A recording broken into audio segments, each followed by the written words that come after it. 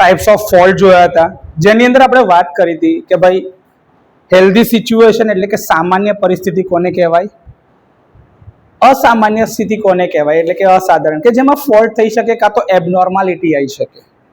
આ ફોલ્ટ કાં તો એબનોર્માલિટી આવવાના કારણો કયા એના વિશે આપણે વાતચીત કરી હતી. એ કારણોના આધારે જોયું તો કે ભાઈ કયા કયા પ્રકારના ફોલ્ટ થઈ શકે છે, કે ટ્રાન્સમિશન લાઇન હોય તો કેટલા ફોલ્ટ થઈ શકે છે, ટ્રાન્સફોર્મર હોય તો એમાં કેટલા ટકા ફોલ્ટ થઈ શકે છે, ઓલ્ટરનેટર હોય તો, અલગ અલગ સ્વિચ ગિયર હોય તો, CTPT મેઝરિંગ ઇન્સ્ટ્રુમેન્ટ હોય તો, આ બધામાં થતા ફોલ્ટની ટકાવારી વિશેની ઇન્ફોર્મેશન આપણે ગયા વખતે લીધી હતી. હવે આજે આગળ વધીએ કે આ બધા પ્રકારના જે ફોલ્ટ થશે તો ફોલ્ટને ક્લિયર કરવા માટે અથવા તો રિલે સુધી સિગ્નલ પહોંચાડવા માટે શું થશે, એ કોને ખબર પડશે કે ફોલ્ટ આવ્યો છે. જેમ કે સમજો રસ્તામાં ક્યાંક વીજળી પડે છે, વરસાદનું વાતાવરણ છે, સમજો તો વીજળી પડી એવો તમને ખબર કેવી રીતે પડે? તમને વીજળી પડી એવું ખબર કેવી રીતે પડે, એટલે લાઇટનિંગ સ્ટ્રાઇક થયું એવું કેવી રીતે ખબર પડે? આંખોથી દેખાય અને બહુ જોરથી હોય તો કાનેથી સંભળાય ને. મતલબ કે જે ઘટના બની એને જોવા માટે તમારી પાસે બે પ્રકારના સાધનો છે, આંખ અને એવી જ રીતે સિસ્ટમ પર બી દરેક વસ્તુ પર નજર રાખવા માટે સિસ્ટમ પાસે બી બે આંખ અને કાન છે. એ કોણ? તો ઇન્સ્ટ્રુમેન્ટ ટ્રાન્સફોર્મર. એક છે કરંટ ટ્રાન્સફોર્મર અને બીજું છે પોટેન્શિયલ ટ્રાન્સફોર્મર. તો સૌથી પહેલા એ જે ફોલ્ટ હશે એ દેખાશે. એ સૌથી પહેલા ફોલ્ટ દેખાશે. એટલે કોને દેખાશે? CT એન્ડ PT, જેને તમે કહો છો current transformer and potential transformer.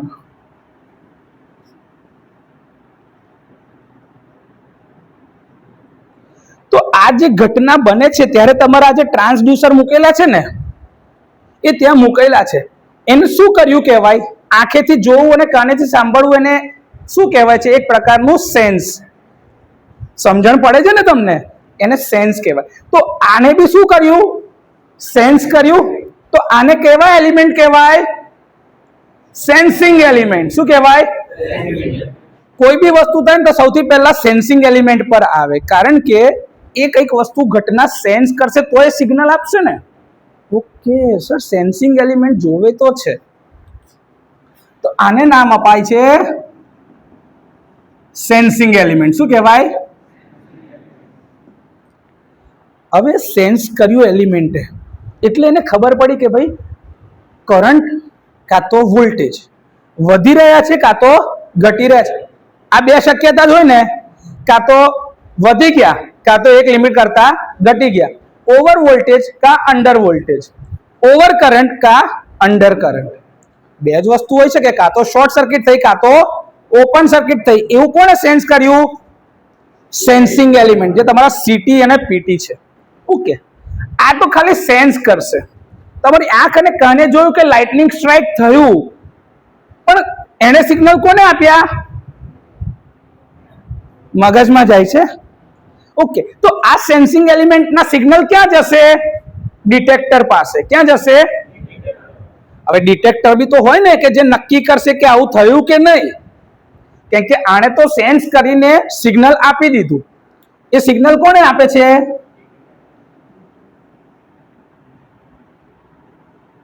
Detector. જે તમારા સિગ્નલ મગજ પાસે પહોંચ્યું તો મગજને શું ખબર પડી? અચ્છા, આવો અવાજ આવે કાં તો આટલો મોટો ધડાકો થાય તો લાઇટનિંગ થયું કહેવાય, એટલે કે વીજળીનો ઝાટકો છે. આ ઓવર કરંટ કે શોર્ટ સર્કિટ નથી. એને ખબર પડે કે નહીં? ઓકે, આંખથી અને કાનથી માપી શકાય ખરું કે આવું કઈ થયું? પણ મગજ છે એ શું કહે છે કે અચ્છા આવું કઈ થાય તો કોઈ મીટરમાં રીડિંગ જોવે તો ખબર પડે, અચ્છા માપી શકાય. આ ડિટેક્ટર પાસે આવ્યું સિગ્નલ, તો ડિટેક્ટર પાસે સિગ્નલ આવે ને તો એ સૌથી પહેલા શું કરે? એને કમ્પેર કરે. શું કરે? એની પાસે પ્રી ડિફાઇન્ડ સેટ તો હોય કે ના હોય, તો એ જોવે કે આટલી કિંમત છે કે આના કરતા વધારે. જેમ કે તમે જોવો છો, તમે મીટર નાખીને શું જોવો છો? 230 વોલ્ટમાં આપો છો કે નહીં? જેમ જેમ લોડ આપણે ખબર ચાલુ કરીએ છીએ તો મીટર પરના વોલ્ટેજ શું થાય છે અને કરંટ, આવું કઈ જોયું છે ને આપણે અત્યાર સુધી પ્રેક્ટિકલમાં? હા. તો તમને કેવી રીતે ખબર પડે કે ભાઈ વોલ્ટેજ ઘટ્યા અને કરંટ વધ્યો? મીટર. તો એવું આ ડિટેક્ટરની અંદરમાં બી કરંટ અને વોલ્ટેજની એક સેટ કિંમત નાખેલી હોય. કારણ કે તમારી જે સીટી હશે ને એ સીટી પર ધારો કે આવું લખેલું હોય કે 1000/1 ની સીટી, એટલે કે પ્રાઇમરી બાજુ 1000 એમ્પિયર જતો હોય તો સેકન્ડરી બાજુ કેટલો એમ્પિયર હોય? તો આની પાસે એવા મેઝરમેન્ટ નાખેલા છે, આ સ્ટાન્ડર્ડ રેટિંગ, એના આધારે કમ્પેર કરશે કે અચ્છા આના કરતા કરંટ વધ્યો કે ઘટ્યો. સામે અગર વોલ્ટેજ છે તો આવું બી હોઈ શકે 66,000/110 વોલ્ટ. આવું તમારું એક પોટેન્શિયલ ટ્રાન્સફોર્મર છે. તો 110 વોલ્ટ આવતા હોય તો એ શું સમજે? પ્રાઇમરી બાજુ કેટલા વોલ્ટેજ છે? રેટેડ. હવે આ 110 ની જગ્યા પર 130 આયા તો ત્યાં શું થયું હશે? ઓવર વોલ્ટેજ થયા હશે, તો જ આ રેશિયો બદલાય ને. આ 110 ની જગ્યાએ 130 ક્યારે આવી શકે? જ્યારે ઓવર વોલ્ટેજ થયો હોય તો એની મેથડ થશે. આ સ્ટાન્ડર્ડ જ છે કિંમત, પણ આના મેગ્નિટ્યુડની કમ્પેરિઝનમાં રેશિયો બદલાશે. રેશિયો ક્યારે બદલાય? જ્યારે કંઈક ફોલ્ટ થયો હોય તો. તો આ ડિટેક્ટરનું જે ઇનપુટ આવશે ને એ પછી જશે મેઝરમેન્ટ બ્લોકમાં. ક્યાં જશે? તમે મીટર લગાવજો ને એવા મીટર સાથે કમ્પેર બી કરવું પડશે ને. અને આ મેઝરમેન્ટ બ્લોક જે હશે ને ત્યાં કમ્પેરિઝન બી થશે. ત્યાં શું થશે? એટલે આ સિગ્નલ ગયું મારું મેઝરમેન્ટ બ્લોકમાં. ક્યાં ગયું? આ મેઝરમેન્ટ બ્લોક જે છે ને એ ખરેખર આ રિલેનો ડિટેક્શન માટેનો મેઇન બ્લોક. આ ડિસિઝન મેકર છે. આ બંનેનું આખું કોમ્બિનેશન શું છે? Decision maker. કે ભાઈ આયું ડિટેક્ટ કર્યું, ફોલ્ટ થયો, કેટલો ફોલ્ટ થયો છે. તમને કહે ને ભાઈ કે ભાઈ રેટેડ કરંટ 1000 એમ્પિયર છે પણ 3000 એમ્પિયરનો શોર્ટ સર્કિટ થયો. તો 3000 એમ્પિયર કોને ડિટેક્ટ કર્યા? આને. કે શોર્ટ સર્કિટ ડિટેક્ટ કર્યું, મેગ્નિટ્યુડ આને ડિસાઈડ કર્યું. એટલે આ બંને ભેગા થઈને એક આખો બ્લોક બનાવે છે, ડિસાઇડર બ્લોક, જે ડિસિઝન લેશે. શું ડિસિઝન લેશે? આવો ફોલ્ટ થાય તો એ શું ડિસિઝન લેશે? બોલ. ફોલ્ટ સુધારવા માટે મારે શું કરવું પડે? સૌથી પહેલા તો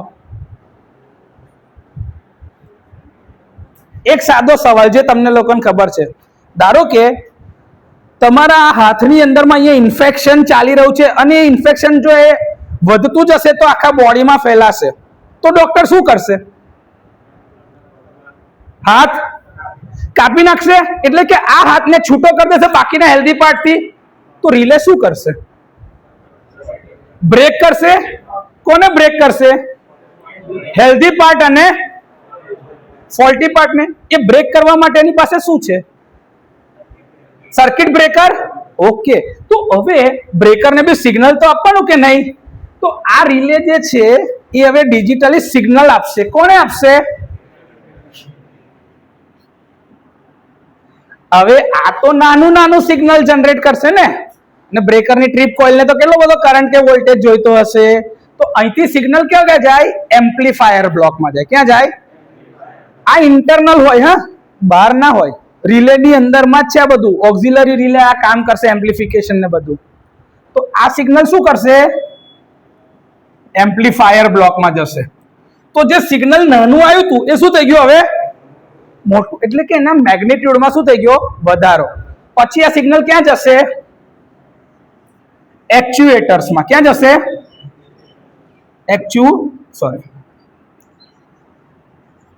એક્ચ્યુએટર્સ એટલે આપણા કેસમાં સર્કિટ બ્રેકર. આપણા કેસમાં શું છે? Circuit breaker. અને આ બ્રેકર શું કરશે? હેલ્ધી પાર્ટ અને ફોલ્ટી પાર્ટને એકબીજાથી અલગ. હવે આ બધા નાના બ્લોકમાં દેખાય છે તો આને શું કહેવાય? Block diagram. શું કહેવાય?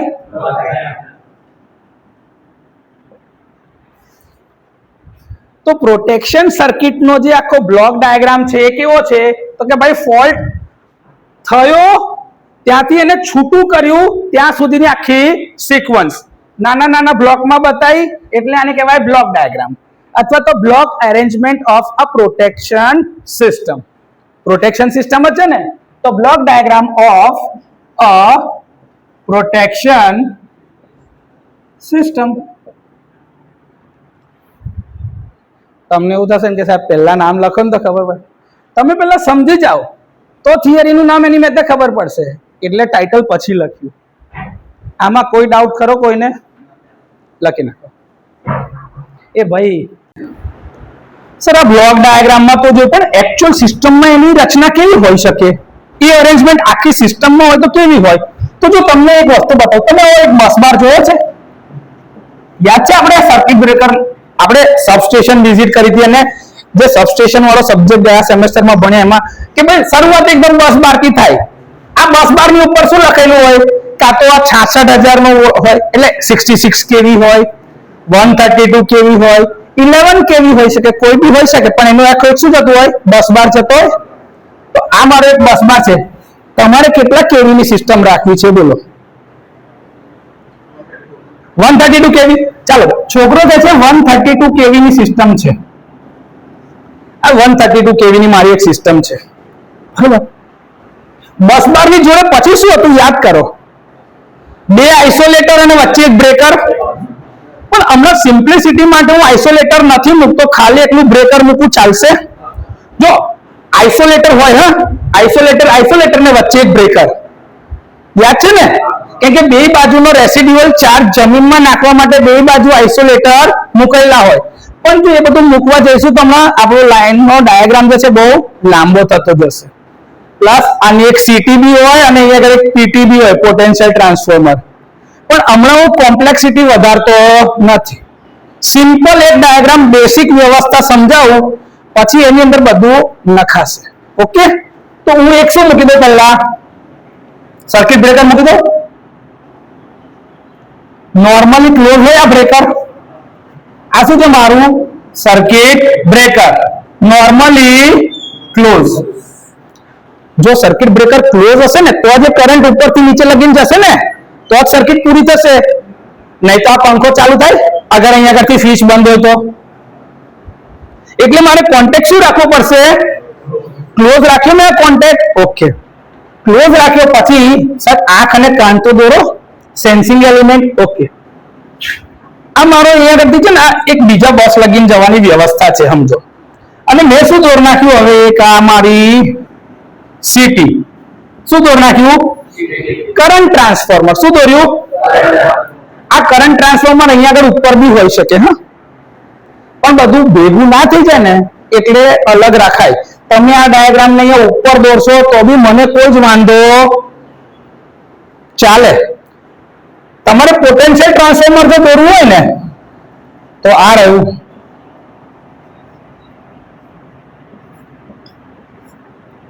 આ તમારું પોટેન્શિયલ ટ્રાન્સફોર્મર પેરેલલમાં જ હોય. પેરેલલમાં હોય ને તો અક્રોસમાં દોરી આપ્યું એટલે આ સીટી સિરીઝમાં હોય, પોટેન્શિયલ ટ્રાન્સફોર્મર પેરેલલમાં હોય. થઈ ગયું? તમારી ચોપડી આ બધું બતાવે કે ના બતાવે કોઈ જ વાંધો નહીં. અમુક વાર એટલા માટે ના બતાવે કેમ કે બેસિક વ્યવસ્થા સૌથી વધારે અપરાતું પ્રોટેક્શન ઓવર કરંટ પ્રોટેક્શન છે. કયું છે?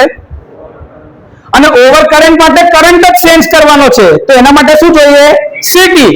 તો તે ટાઈમે પીટી ના હોય તો ચાલે. સિંગલ ઇનપુટ રિલે કહેવાય. શું કહેવાય? Over current relay is a single input. હા, ડાયરેક્શનલ ઓવર કરંટ આવશે ને ત્યારે ડબલ ઇનપુટ જોઈશે, ત્યારે ડબલ ઇનપુટ જોઈશે. એ બધું આવશે, પણ હમણાં પહેલા સાદું સાદું સમજ. ઓકે, ધારો કે હવે અહીંયા આગળથી એક આ ફોલ્ટ થયો. Fault line to ground fault હતો, એટલે કે કરંટનું મૂલ્ય વધી જશે. કરંટનું મૂલ્ય વધશે. આ સીટીએ સેન્સ કર્યું, પછી ક્યાં આગળ મોકલશે? સેન્સિંગ એલિમેન્ટ, પછી ડિટેક્ટર ને. ઓકે ના? આ તમારું સીટીની પ્રાઇમરી હતી, એવો સેકન્ડરી બી તો થાય ને. સીટીની સેકન્ડરીમાં આવ્યું, એને મેગ્નિટ્યુડ જોયું, મેજર કર્યું કે અચ્છા આ તો ફોલ્ટ થયો, કરંટ વધી ગયો. ધારો કે આ સીટી હતી 1000:1 ની, એટલે કે 1000 બાય 1 એમ્પિયર, અને ફોલ્ટ કરો 1500 એમ્પિયર નો. કેટલા થયો? તો હવે અહીંયા સીટી સેકન્ડરીમાં કેટલા એમ્પિયર દેખાય? 1001 તો 1500 પર કેટલા? 1.5, તો 1.5 એમ્પિયર દેખાય સેકન્ડરીમાં. એટલે એનું જે ડિટેક્ટર હતું અને મેઝરમેન્ટ એલિમેન્ટ હતું એને શું કીધું? ભાઈ અડધો એમ્પિયર વધારે આવે છે. હવે અડધો એમ્પિયર સેકન્ડરી એટલે આપણને કઈ ના દેખાય, પણ પ્રાઇમરી બાજુ જોઈએ તો 500 એમ્પિયર વધારે ગયા, 500 એમ્પિયર્સ વધારે. તો સિસ્ટમની હાલત શું કરી નાખે? એટલે એ કેસમાં આ તરત સર્કિટ બ્રેકરની જે ટ્રીપ કોઇલ હોય ને એને એનર્જાઇઝ કરશે. સર્કિટ બ્રેકરની ટ્રીપ કોઇલ હોય, આ કોન્ટેક્ટ નોર્મલી શું હોય? ઓપન. શું હોય? Normally open. આ કોન્ટેક્ટ નોર્મલી શું હોય? ઓપન. જેવો કોન્ટેક્ટ આને શું કર્યું? પ્લન્જરને ખેંચ્યું, અટ્રેક્ટ કરે ને, એટલે નીચે આવી ગયો આ પ્લન્જર. તો આ કોન્ટેક્ટ શું કે નોર્મલી ઓપન કોન્ટેક્ટ હવે ક્લોઝ. એટલે આ નોર્મલી ઓપન શું થઈ જશે? ક્લોઝ. હવે જેવું આ થશે ને તો અહીંયા આગળ છે ને એક પોઝિટિવ નેગેટિવ ડીસી બેટરી મૂકેલી છે. એ બેટરી મૂકેલી છે જે આના કોન્ટેક્ટને શું કરશે? ખેંચશે. અહીંયા આગળ બી આ એક કોઇલ મૂકેલી છે ને, ટ્રીપ કોઇલ. આને શું કહેવાય? Trip coil. શું કહેવાય? Trip coil. Trip coil. આ ટ્રીપ કોઇલના કોન્ટેક્ટ, હવે જો આ બંધ થયું એટલે આ ક્લોઝ થશે, એટલે આ સપ્લાય આ કોઇલને મળશે. આ કોઇલ શું થઈ ગઈ? એનર્જાઇઝ થઈ. એનર્જાઇઝ થાય એટલે આ શું લગાડે? બળ લગાડે. હા કે ના? આ બળ કયું લગાડશે ખબર? આ પ્લન્જરને ધક્કો મારશે. એટલે આ જે નોર્મલી ક્લોઝ કોન્ટેક્ટ હતો એ શું થઈ જશે? ઓપન. એટલે આમાં જો તમે અહીંયા કરતી ખેંચી બી શકો, અટ્રેક્શન નું બી ફોર્સ લગાડી શકો, કાં તો રિપલ્ઝન નું બી ફોર્સ લગાડી શકો. ઓપરેટિંગ પ્રિન્સિપલ ના આધારે નક્કી થશે. પણ આ કોન્ટેક્ટ જે ક્લોઝ હતો શું થઈ ગયો? ઓપન. ઓપન થઈ ગયો એટલે તમારો હાથ કપાઈ ગયો. હેલ્ધી પાર્ટ, ફોલ્ટી પાર્ટ એકબીજાથી. તો this is called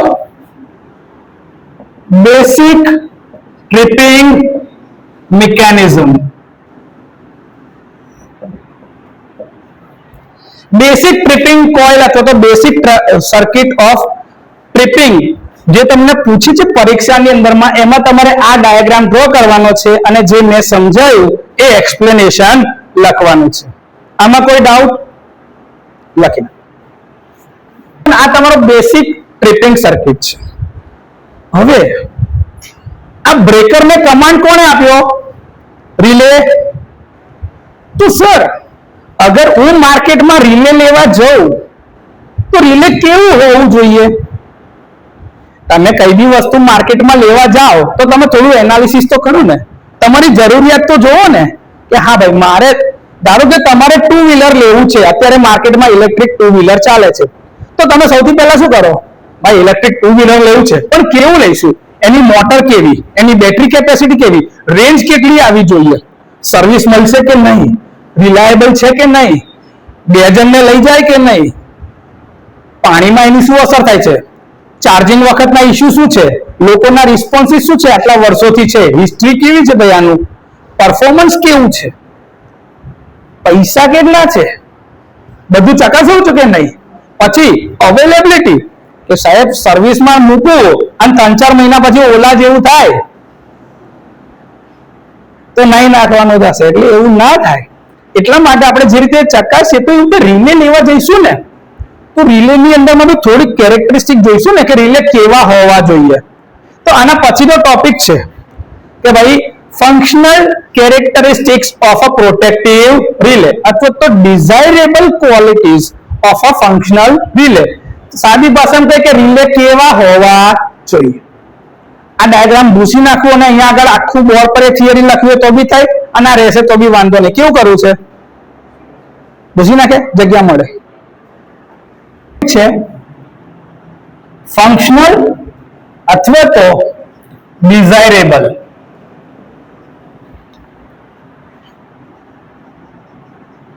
qualities of a protective relay. એનો મતલબ છે કે હું માર્કેટમાં ધારું કે રિલે લેવા જાઉં તો રિલે કેવા હોવા જોઈએ? ઓકે, સૌથી પહેલા તો રિલે શું કરતું હોવું જોઈએ? ફોલ્ટ આવે તો સેન્સ કરતું હોવું જોઈએ, હા કે ના? એને સેન્સ જ ના કરી શકે તો કઈ ખબર પડે? જેમ કે તમને કોઈ આમ કરે, તમે સેન્સ જ ના કરી શકતા હોય તો દરેક જીવતો માણસ તો સેન્સ કરી લેશે ને, ભાઈ આ શું કરે છે તું, આ એવો કમાન્ડ કઈથી મળશે? કે આખું બોડી જે છે એ કંટ્રોલિંગ ક્યાંથી છે? માઇન્ડથી છે. એટલે કંટ્રોલિંગ એની પાસે છે. તો રિલેની સૌથી પહેલી ક્વોલિટી શું હોવી જોઈએ?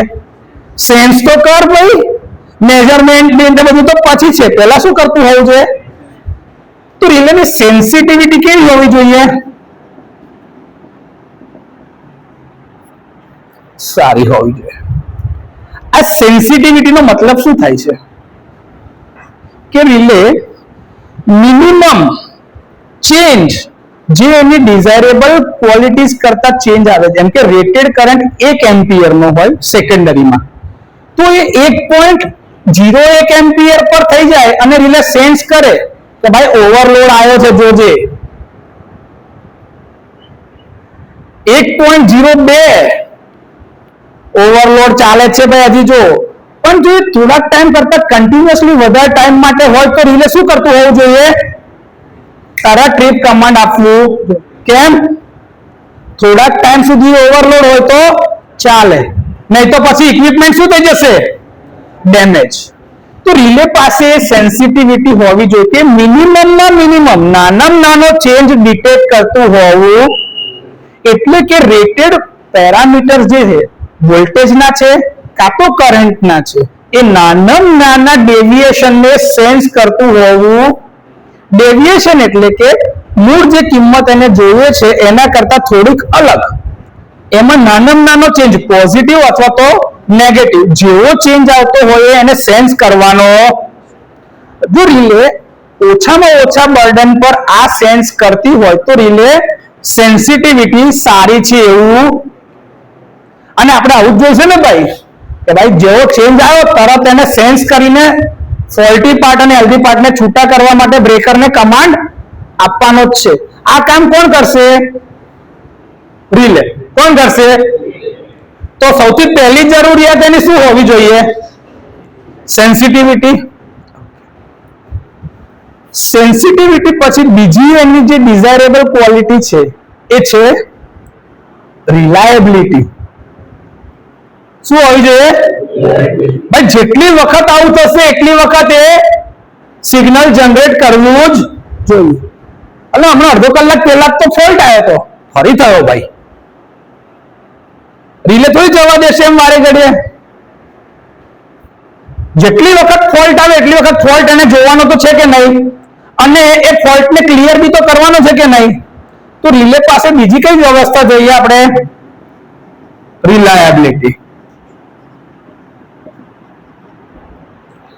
એટલે કે ગમે તે પરિસ્થિતિ હોય રિલે તમારી રિલાયબલ રહેવી જોઈએ, અને આવી કોઈ પણ એબનોર્મલ સિચ્યુએશન આવે તો એ અલાર્મ આપતી હોવી જોઈએ કાં તો ડિટેક્ટ કરીને સિગ્નલ આપવી જોઈએ બ્રેકરને. મતલબ કે એને ખબર પડતી હોવી જોઈએ કન્ટિન્યુઅસલી આવું થઈ રહ્યું છે કે નહીં. તો સર આની પછી તો એક જબરદસ્ત વસ્તુ થઈ કે સર રિલાયબલ તો છે પણ રિલે ચેક બી તો કરવાનું છે ને કે ઓવરલોડ છે કે ફોલ્ટ છે, મારા ઘરમાં છે કે મારા ઘરની બહાર છે. એને ભેદ પારખતા આવડવો. શું આવડવું જોઈએ? મતલબ કે ડિસ્ક્રિમિનેટ કરવું પડે કે હેલ્ધી કન્ડિશન છે કે ફોલ્ટી કન્ડિશન છે, એબનોર્માલિટી છે કે ફોલ્ટ છે, મારા ત્યાં છે કે મારા ત્યાંની બહાર છે. હવે એક વસ્તુ કહો, ધારો કે તમારા ત્યાં દિવાલ પડી ગઈ તો દિવાલ રિપેરિંગ કોણ કરાવશે? પણ પડોશીના ઘરે દિવાલ પડી ગઈ તો તમારે ખર્ચો કરવાની જરૂર છે? હા, મદદ કરીએ કે એની પાસે પૈસા ના હોય તો કે ભાઈ થોડા કામ, તો એ કરી શકાય. આ એક્ઝામ્પલ યાદ રાખજો. હા, કેમ કે ઓવર કરંટ રિલેના ઓપરેશન વખતે બહુ કામ લાગશે. બેગાની શાદી મેં અબ્દુલ્લા દીવાના એ આવવાનું છે. ઓવર કરંટ રિલે સાથે આ સૌથી મોટો પ્રોબ્લેમ જે થાય છે ઓવર રીચિંગનો, એ તે ટાઈમે કહીશ તમને. પણ જનરલ કેસમાં રિલે આ વસ્તુનો ભેદ પારખવાનો છે. એને ખબર હોવી જોઈએ કે હેલ્ધી સિચ્યુએશન છે કે ફોલ્ટી. ફોલ્ટીમાં બી જોવાનું છે કે ટેમ્પરરી છે કે પરમાનન્ટ છે. દર વખતે કે પેટમાં દુખે એટલે કે પાથરીનો દુખાવો છે એવું જ હોય, એપેન્ડિક્સ છે એવું જ હોય. ખબર પડવી જોઈએ કે ભાઈ કયા પ્રકારનો દુખાવો છે. તો મગજે ડિસ્ક્રિમિનેટ કરી દે ને, ના એક દવા લઈ લેશ તો થઈ જશે. પણ દરેક કેસમાં કઈ પેટ ચીરાવા દોડો છો, સર્જરી માટે ભાગો છો, કરીએ છીએ એવું ખબર તો પડે છે ને આપણાને. અને એના માટે તમારે શું કરવું પડે? સોનોગ્રાફી કરાવી લો કાં તો રિપોર્ટ કરાવી લો. આપણે કરાવીએ છીએ ને આવું બધું, નહીં કરાવતા? સર તાવ આવે છે, 3 દિવસથી તાવ આવે છે, તો રિપોર્ટ કરાવીએ છે ને. બાકી નોર્મલ એક દિવસમાં તાવ આવે તો બીજા દિવસે હેલ્ધી થઈ ગયા, તો નાની દવા એક લઈ લીધી પેરાસિટામોલ કે કોઈ બી, અને ચાલુ. તો તમને ખબર પડે છે કે ભાઈ ક્યારે સર્જરી કરાવવાની છે અને ક્યારે નોર્મલ દવાથી પતી જાય છે. એવું એ રિલેને બી ખબર પડવી જોઈએ કે આ ટેમ્પરરી છે કે પરમનન્ટ છે. બીજું, મારા ઘરમાં છે કે મારા ઘરની બહાર છે. તો એ ફીચર રિલેમાં હોવું જોઈએ, જેને કહેવાય છે ડિસ્ક્રિમિનેશન. શું કહેવાય છે? ડિસ્ક્રિમિનેશન. DI છે, સોરી, ડિસ્ક્રિમિનેશન. તો રિલે આ બે વચ્ચે ભેદ પારખતી હોવી જોઈએ. ઓકે, હજી એક વસ્તુ છે સાહેબ, રિલેનું કન્સ્ટ્રક્શન કેવું હોવું જોઈએ? સિમ્પલ. તો ચોથી કેરેક્ટરિસ્ટિક છે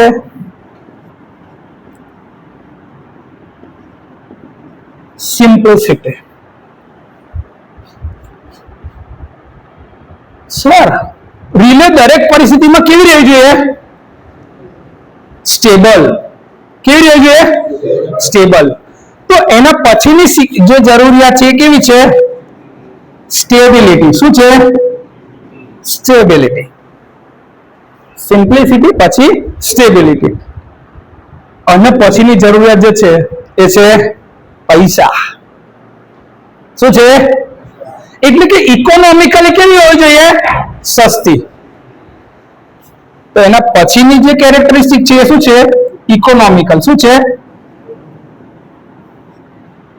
અને એના પછીની છેલ્લી કેરેક્ટરિસ્ટિક રિલે કેવી હોવી જોઈએ? ફાસ્ટ. ફાસ્ટ મતલબ સ્પીડ. કે જેવો ફોલ્ટ આવે ડિટેક્ટ કરે, તરત જ ફોલ્ટી પાર્ટને હેલ્ધી પાર્ટને છૂટા કરે એટલે સિસ્ટમનું ડેમેજ ઓછું થઈ જાય. તો રિલે કેવા હોવા જોઈએ? Fast acting, quick. એનો રિસ્પોન્સ ટાઈમ બને એટલો ઓછો.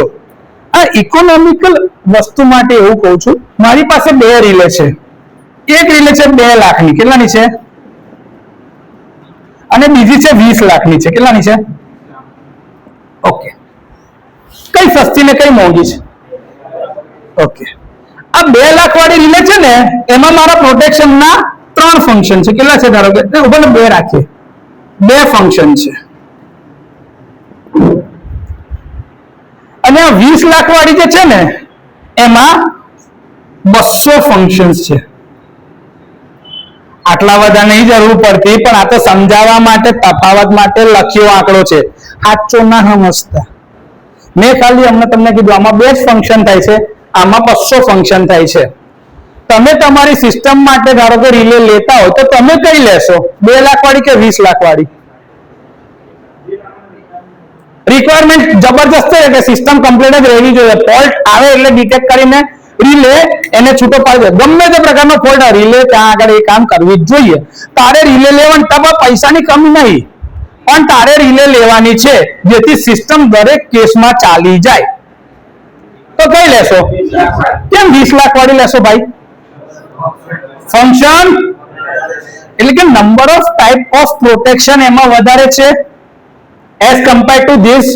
ઓકે. તો રિલે ની ઇકોનોમિકલ હોય એવું કેવી રીતે નક્કી થાય ખબર છે? કે પર પ્રોટેક્શન ફંક્શન એનો કોસ્ટ કેટલો છે. ઓકે. આના પ્રોટેક્શન ફંક્શન કોસ્ટ, એટલે કે પર પ્રોટેક્શન ફંક્શન કોસ્ટ આનો કેટલો થાય? 2 ફંક્શન 2 લાખ, તો કેટલો થઈ ગયો કોસ્ટ? 1 લાખ. આમાં કેટલા હતા? આ 20 લાખ ભાગ્યા 200, તો 10,000 રૂપિયા થઈ ગયા. ફંક્શન દીઠ આનો ખર્ચો 1 લાખ છે, ફંક્શન દીઠ આનો ખર્ચો 10,000 છે, તો કયું સસ્તું ને કયું મોંઘું? 20 લાખ વાળું, કેમ કે પર પ્રોટેક્શન ફંક્શન એનો કોસ્ટ ઓછો છે. તો તમે કયું લેવા જાઓ? હવે એક જ વસ્તુ સમજો, ધારો કે મારે ટ્રાન્સફોર્મરની અંદર માં એક રિલે લગાડવી છે, એક રિલે ખાલી ને ખાલી ડિફરન્શિયલ પ્રોટેક્શન જ આપે છે, ઓવર કરંટ પ્રોટેક્શન આપતું નથી, તો આ 2 લાખનું છે. Over current protection, differential protection combine બધા પ્રકારના પ્રોટેક્શન જે છે એ બધા આ રિલે આપે છે, જેનો કોસ્ટ 20 લાખ છે. તો મેં કઈ વસ્તુ લઈશ? 2 લાખ વાળી લઉં કે 20 લાખ વાળી લઉં? ડિફરન્શિયલ પ્રોટેક્શન એટલે સૌથી ક્રિટિકલ, પણ સૌથી વધારે થવાની શક્યતા કઈ છે? Over current. પણ એ રિલે એને ડિટેક્ટ જ નહીં કરી રહી, તો રિલે કુછ કામ કી ખરી ભાઈ? તો એ લેવાય? તો એની સાપેક્ષે પેલી ભલે 20 લાખ વાળી પણ એક કરતા વધારે ફંક્શન કરે છે. ફેઝ ઓવર કરંટ બી જોઈ લેશે, અર્થ ફોલ્ટ બી જોઈ લેશે, કમ્બાઈન માં બી જશે, ડિફરન્શિયલ માં બી જશે, ઇન્ટરટર્ન ફોલ્ટ ને બધું જ જોશે એક જ રિલે. તો કેટલા બધા ફીચર્સ એની અંદર છે. તો મારું આખું ટ્રાન્સફોર્મર સચવાઈ ગયું. Transformer is a heart of our system.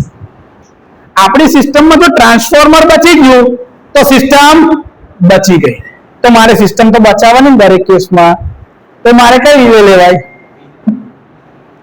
તો પર પ્રોટેક્શન ફંક્શન એનો કોસ્ટ ઓછો હોવો જોઈએ, એ રિલે ચાલે. અચ્છા સર, આમાં કેટલો ખર્ચો કરી શકાય? તો સ્ટાન્ડર્ડ ઇન્ડસ્ટ્રીની પ્રેક્ટિસ જે છે એ કહું કે ઇક્વિપમેન્ટ જે હોય, ઇક્વિપમેન્ટનો જે કોસ્ટ હોય એના 15% થી વધારેનું પ્રોટેક્શન ના આપી શકાય. એટલે ધારો કે ટ્રાન્સફોર્મર 1 લાખનું હોય ને, તો 15,000 થી વધારેનો ખર્ચો એમાં કરી શકાય નહીં પ્રોટેક્શન માટે. આ સ્ટાન્ડર્ડ ઇન્ડસ્ટ્રી પ્રેક્ટિસ છે. આ બધું ઇન્ટરવ્યુમાં પૂછે છે તમને, તમારી ચોપડીમાં નહીં લખાયેલું આ બધું, પણ આ બધું આ વિડીયોમાં રેકોર્ડેડ છે અને આ વસ્તુ તમને ત્યાં કામ લાગે છે. કેમ કે આ 10 રૂપિયાની ધારો કે આ મિકેનિકલ સ્વિચ હોય, અને બચાવવા માટે પછી તમે 15 રૂપિયા વાળી એમસીબી લગાડો, ચાલે? એમસીબી 15 રૂપિયાની નહીં આવતી ને, ખબર છે મને, પણ આ તો ખાલી કહું છું કે 10 રૂપિયાની સ્વિચની સામે 15 રૂપિયાનું પ્રોટેક્શન અપાય. પછી આપણે કોલર જો કરી લે, સાહેબ આ સ્વિચ ડેમેજ જ ના થાય, પ્રોટેક્શન મૂકી છે, પણ એ 10 રૂપિયાની સ્વિચ માટે 15 રૂપિયા કેવી રીતે ખર્ચાય? કરાય આપણાથી એવું? એટલા માટે આ સ્ટાન્ડર્ડ છે કે એનો જે બી ખર્ચો હોય એના 10 થી લઈને 15% મેક્સિમમ, એનાથી વધારે ખર્ચો ના કરી શકે. હા, અમુક ક્રિટિકલ કેસની અંદરમાં 15% વાળી બાઉન્ડ્રી છોડવી પડે. એ 20% લગીન બી જાય, 25% સુધી, પણ એ ક્રિટિકલ હોય કે સાહેબ આને તો બચાવવું જ પડશે. કેમ? આની અવેલેબિલિટી નથી માર્કેટમાં, રેર છે એકદમ, કે સાહેબ જો આને કશું થઈ ગયું તો માર્કેટમાં આવતા 6-7 મહિના થઈ જશે, તો 6-7 મહિના લગીન શું કરીશું? તો એટલું ક્રિટિકલ સાધન જો હોય કશું, તો એના માટે પ્રોટેક્શન આપવામાં આ 15% વાળી લિમિટ ક્રોસ થઈ જાય તો ચાલે. કેમ ચલાવ્યું? અવેલેબલ જ નહીં સાહેબ આનો માર્કેટમાં પાર્ટ. હવે ધારો કે આ ઓલા વાળાએ કેમ બધું બંધ કરી દીધું હમણાં? સર્વિસના પ્રોબ્લેમ, અને પ્રોબ્લેમ સોલ્વ થઈ શકતા નથી. ઘણી બધી જગ્યાએ આપણે આ જોયું છે. તો માર્કેટમાં અવેલેબિલિટી ના હોય તો એ વસ્તુ ચલાવવાનો કોઈ ફાયદો ખરો? કસ્ટમરના કમ્પ્લેન્ટ્સ જ એટલા બધા હોય જે સોલ્વ જ નહીં થઈ શકતા, તો એ ચાલશે? કંપની બંધ નહીં થઈ ગઈ ને, ચાલે છે હજી બી, પણ હવે એ લોકોએ પાછું નવેસરથી આ પ્રોબ્લેમ સોલ્વ કરીને આવવાનું છે. તો વિચારો કે આટલો ટાઈમ જ્યારે એને સેલ્સ નહીં મળતું, તો એનો ફાયદો કોને મળે છે? ચેતક અને એથર. માર્કેટમાં કોમ્પિટિટર તો છે કે નહીં? તો હવે ઓલાના વેચાતા નહીં, આ બંનેનું વેચાણ વધી. 4 મહિના લગીન વેઇટિંગ પીરિયડ લગીન પહોંચી ગયા. વિચારો કે માર્કેટ કેવું બદલાઈ ગયું. તો અવેલેબલ ના હોય, તમારું ટ્રાન્સફોર્મર ધારો કે ફૂંકાઈ જશે ને તમને 6-7 મહિના લગીન ટ્રાન્સફોર્મર જ નહીં મળે તો તમે કરશો શું? એટલે એવા ક્રિટિકલ કેસમાં જ્યારે અવેલેબિલિટી ના થતી હોય કોઈ ઇક્વિપમેન્ટની, તો એ કેસમાં પ્રોટેક્શન આ 15% કરતા વધારે આપવું વ્યાજબી છે. તમે જસ્ટિફાઈ કરતા હોવા જોઈએ કે તમે આટલો ખર્ચો કેમ કરો છો. દરેક કેસમાં એ ખર્ચો ના કરાય, પણ જો કરી રહ્યા છો તો એ ખર્ચો કેમ કરો છો એનું જસ્ટિફિકેશન હોવું જોઈએ. ચાલે તો જ ક્લિયર છે. ઇકોનોમિકલ ખબર પડી ગઈ. હવે આ સ્પીડ માટે કઈ કહેવાનું છે ખરું? સ્ટેબિલિટી જે છે ને, આ પોઈન્ટ બહુ ઇમ્પોર્ટન્ટ છે. આ ઇમ્પોર્ટન્ટ ક્યારે હતો ખબર? જ્યારે ઇલેક્ટ્રોમિકેનિકલ રિલે હતી ને માર્કેટમાં, ત્યારે તમે તો કદાચ જોયું બી નથી, અમે જોયું છે કે 2002 માં જ્યારે ભૂકંપ આવ્યો હતો ને, તો તે ટાઈમે કચ્છની અંદરમાં અમુક રિલે ખાલી વાઇબ્રેશનના કારણે ટ્રીપ થઈ ગયા હતા. ઇલેક્ટ્રોમિકેનિકલ રિલેઝ એ ત્યાં આગળના ભૂકંપના લીધે જે ધરતી હલી હતી અને એના જે વાઇબ્રેશન આવે ને એના લીધે અનનેસેસરી ટ્રીપ થઈ ગયા હતા રિલે. આ મુદ્દો એ કે છે કે રિલે ગમે તે પરિસ્થિતિમાં સ્ટેબલ હોવા જોઈએ. આ ઇલેક્ટ્રોમિકેનિકલ રિલેની વખતની જરૂરિયાત હતી, અત્યારે નહીં. અત્યારે આ એસ જે છે ને એનો મતલબ મેં બદલી નાખેલો છે. એ મતલબ શું હોવો જોઈએ ખબર છે? સિક્યુરિટી. કેમ કે હવે ડિજિટલ રિલે બધી કેવી હોય? Password protected. અને પ્લસ એ એવી હોય છે જેના પર થેફ્ટ ના થવું જોઈએ. નહીં તો હેકિંગ થાય તો તમારું કેવું, મોબાઈલ હેક થઈ જાય છે, અકાઉન્ટ હેક થઈ જાય છે. એવું ધારો કે કોઈ ત્યાં આગળ બહાર બેઠો બેઠો હેકર છે, સબસ્ટેશનની રિલે હેક કરી નાખશે તો એ બેઠા બેઠા દૂરથી બી હેક કરીને તમારું બ્રેકર ઓપરેટ કરી દે તો. ડિજિટલ સિસ્ટમની અંદરમાં અત્યારે આના ઉપર આખું રિસર્ચ ચાલે છે. હવે આ લોકો, કેમ કે આપણું સબસ્ટેશન જે છે ને આખું ઓટોમેટેડ છે, એની અંદરમાં આ છે IEC 61850 પ્રોટોકોલ, જે કમ્યુનિકેશન બેઝડ ઇન્ટરફેસ ધરાવે છે. આ સ્ટાન્ડર્ડ છે એ પ્રોટેક્શનનું છે. પણ આમાં સિમિલારિટી ઇન્ડેક્સ જેની હોય, જેમ કે આનો ફોન ધારો કે હેક થઈ ગયો, તો એના જેવા જ સિમિલારિટી ઇન્ડેક્સ ધરાવતા બધા ફોન હેક થઈ શકે છે. તો એ સિમિલારિટી બને એટલી ઓછી હોવી જોઈએ. એ સિમિલારિટી ઇન્ડેક્સ 1 થી નીચે જ રાખવાનો.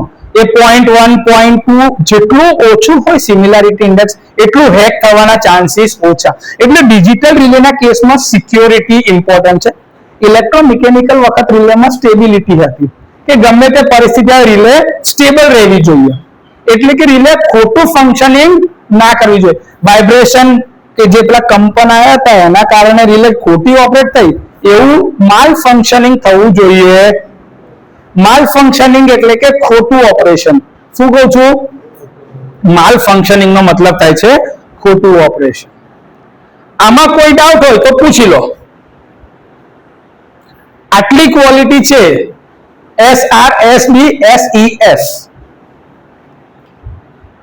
મેં ભણાવતી વખતે બધું બોલે સિક્વન્સમાં જ, આપણને યાદ રાખવા માટે આખું મારા મગજની અંદરમાં બધા કોડ રાખેલા જ છે. એ એટલા માટે કારણ કે આ સિસ્ટમનો સિલેબસ જ એટલો મોટો છે અને મારે દરેક વખતે આ ભણાવવાનું છે.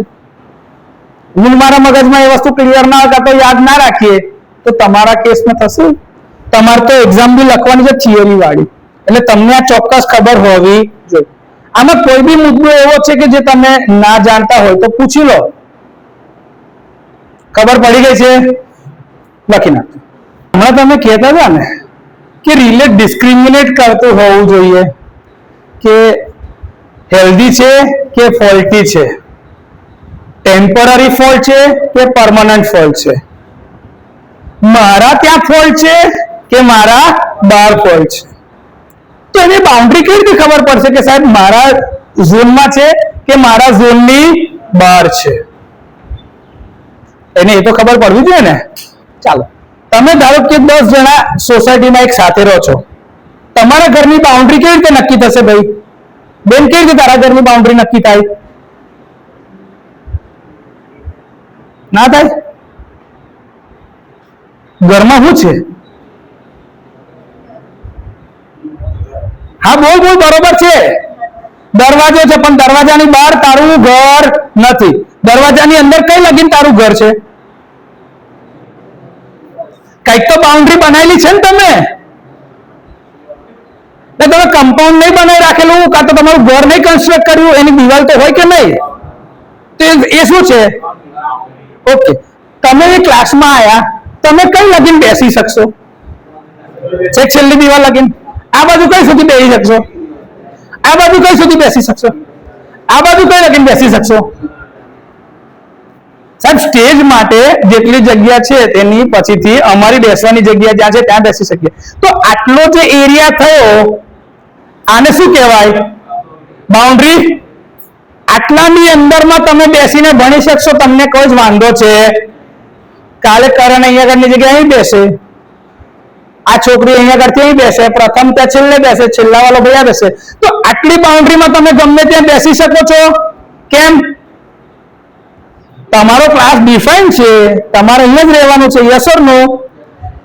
તો એવી રીતે દરેક ઇક્વિપમેન્ટના પ્રોટેક્શન માટેની બી બાઉન્ડ્રી આપેલી છે, જેને કહેવાય છે ઝોન ઓફ પ્રોટેક્શન. શું કહેવાય છે?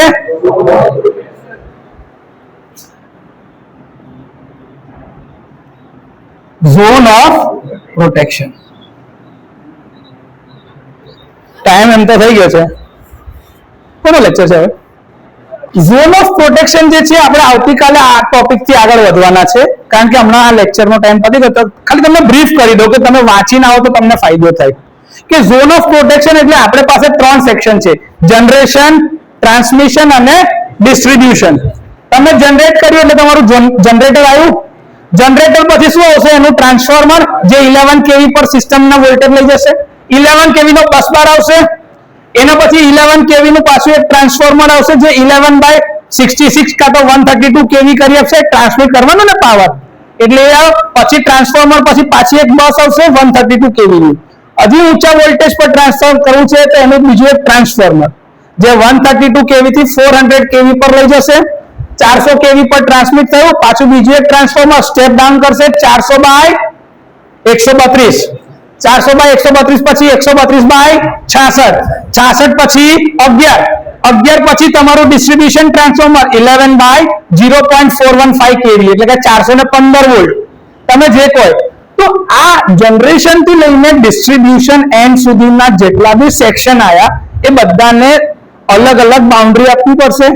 બધાના ઝોન હશે.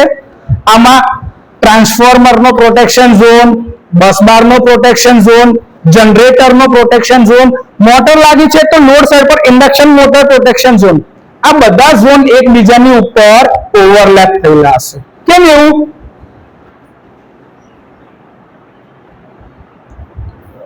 કાલે જવાબ આપજો. Why the protection zones are overlapped? કેમ એકબીજાની ઉપર ઓવરલેપ કરેલા છે? કાલે આનો જવાબ આપજો. થોડું વાંચીને આવશું ને તો ક્યુરિયોસિટી વધે ને, એટલા માટે ત્યાં બ્રીફિંગ આપું છું કે આ જરાક વિચારજો, મજા આવશે. ઓકે, આ ઓવરલેપ કરવાનું કારણ શું છે એ જાણશું ને પછી ખબર પડશે કે કયા પ્રકારના પ્રોટેક્શન છે. પ્રાઇમરી છે બેકઅપ, સેકન્ડરીની જગ્યાએ બેકઅપ. તમને ખબર, વેહિકલની અંદર તમે પેટ્રોલ પુરાવો છો તો તમે ચોક શું કરો છો? ઓનમાં કરો ને તો ચાલે ને.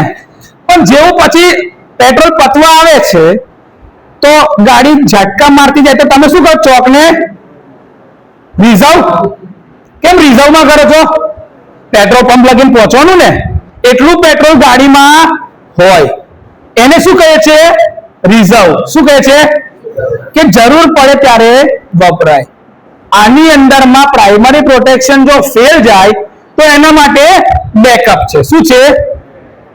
આ બેકઅપ પ્રોટેક્શનના પ્રકારો જોઈશું કાલે. Relay backup, breaker backup, remote backup.